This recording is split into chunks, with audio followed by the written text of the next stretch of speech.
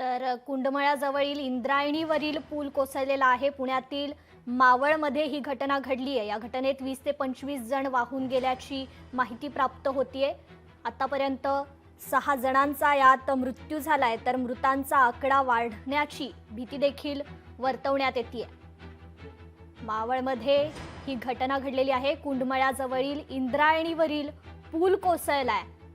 आज रविवार असल्याने या ठिकाणी पर्यटकांची गर्दी होती आणि ही गर्दी असतानाच हा पूल कोसळला। यामध्ये 20 ते 25 जण वाहून गेल्याची भीती वर्तवण्यात येते। या ठिकाणी एनडीआरएफचं रेस्क्यू ऑपरेशन देखील सुरू आहे।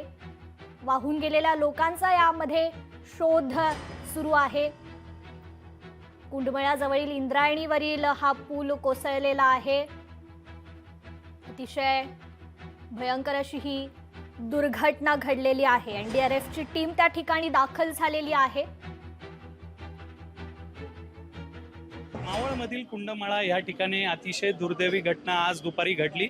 या ठिकाणी जो पूल आहे तो कोसळला आणि यामध्ये 2 जणांचा मृत्यू झाला, तर 7 जण जे आहेत ते जखमी झालेले आहेत आणि बचाव कार्य आता या ठिकाणी सुरू आहे। 2 जण ह्या पुलामध्ये जे आहे ते लोखंडी पूल आहे त्यामध्ये अडकलेले आहेत। परंतु हा पूल किती जुना होता या संदर्भात तिथल्या स्थानिकांशी आपण जाणून घेऊयात। काय सांगणार, हा पूल किती जुना आहे आणि नवीन बांधण्यासाठी काय प्रस्ताव दिला होता का? स्थानिक नागरिकांना येण्या जाण्यासाठी या हा धोकादायक पूल तात्पुरता वापरता यावा यासाठी स्थानिकांनी मागणी केली। त्याप्रमाणे शासनाने देखील तात्पुरता येण्या जाण्यासाठी हा पूल वापरावा। परंतु रांजण खळगे हे पुणे जिल्ह्यात संपूर्ण महाराष्ट्रात प्रसिद्ध झाल्यामुळे पर्यटकांची या ठिकाणी नेहमी शनिवार रविवार असताना गर्दी निर्माण होती। गर्दी झाल्यानंतर हा पूल पाहण्यासाठी पुलांवर बसून या ठिकाणी अनेक उभे राहून लोक फोटो काढत असतात, जेणेकरून पुलाला या ठिकाणी अनेक भागाला तडे गेले। त्यानुसार आज दुपारच्या सुमारास हा पूल कोसळला आणि कोसळून पर्यटकांचा या ठिकाणी पाण्यात बुडून असतील, काही इंजरी झाल्या, काहींचा मृत्यू झालेला आहे। याला जबाबदार म्हणजे इथे स्थानिक लोकांनी अनेक वेळा पुलाची मागणी केली होती आणि मला पूल पण मंजूर झाला होता, परंतु एवढ्या लवकर कोणताही ब्रिज लगेच होऊ शकत नाही। त्याच्यात बाळाभाऊ असतील, दिगंबर दादा असतील किंवा आमदार सुनील अण्णा शेळके यांच्या प्रयत्नातून इथं 8 कोटी रुपये नवीन पुलासाठी मंजूर पण झाले होते। परंतु पर्यटकांचा एवढा मोठा ओघ आहे, त्यामुळं हा पूल पर्यटकांवरती बंदी घालणं गरजेचं होतं।